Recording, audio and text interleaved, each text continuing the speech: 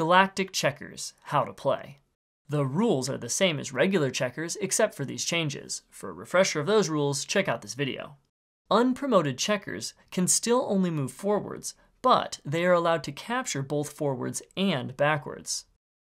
A promoted king checker may travel any number of spaces in a straight diagonal direction to an empty space.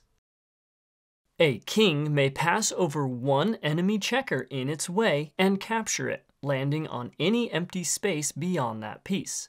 A king may not travel over two adjacent enemy pieces. There must be at least one space in between.